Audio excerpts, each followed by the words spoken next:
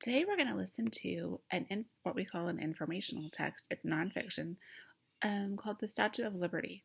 Before we start listening to our story, I want to talk about making connections. Remember that when you read, you can always find ways that the story is like or unlike things in your own life. So the connections you make to reading help to make it more meaningful, and they help you learn more about a topic. So I know that you've heard me say these before, but when you make connections, you can make a connection from the story to yourself. And that's basically something that the story helps you remind you of something in your life. You can connect a story to another story. That's basically like, oh, well, this story is like this other story that I've already listened to or read. And then you can do something where you connect the story that you're listening to the world.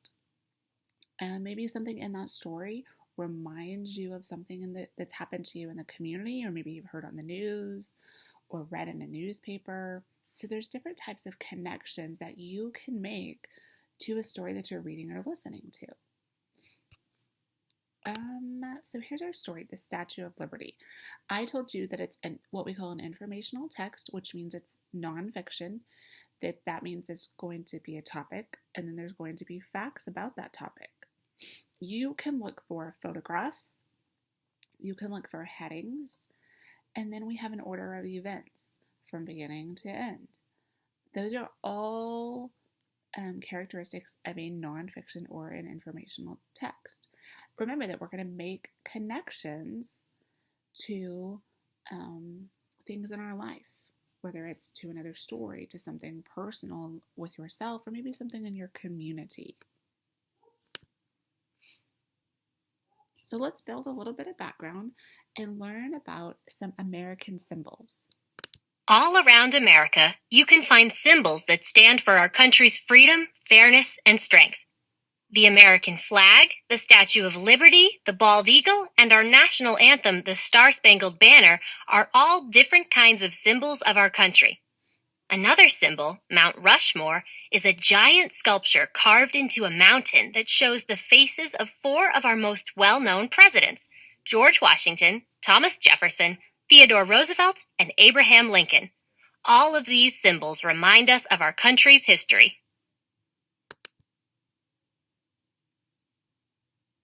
The Statue of Liberty by Tyler Monroe.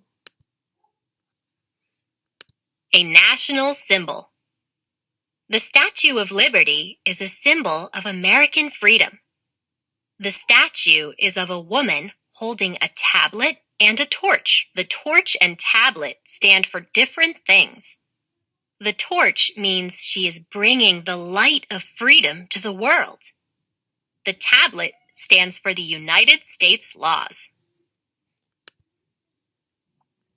The statue is on Liberty Island in New York Harbor.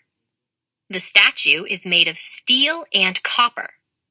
The torch towers more than 300 feet, 91 meters, above the ground, a gift from France.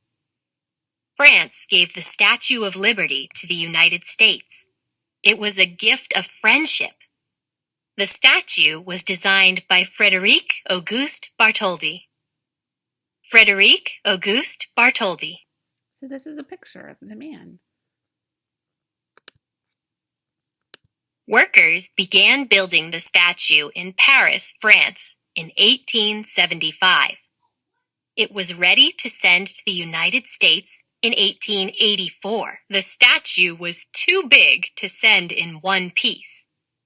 Workers took it apart and shipped it in 214 crates.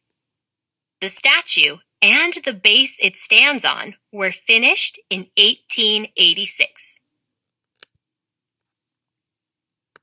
The symbol then and now.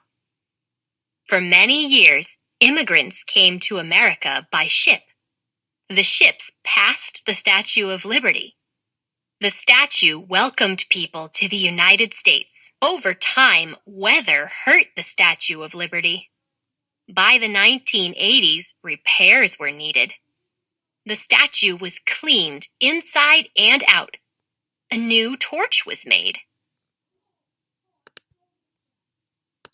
Millions of people visit the Statue of Liberty each year. Visitors go inside the statue.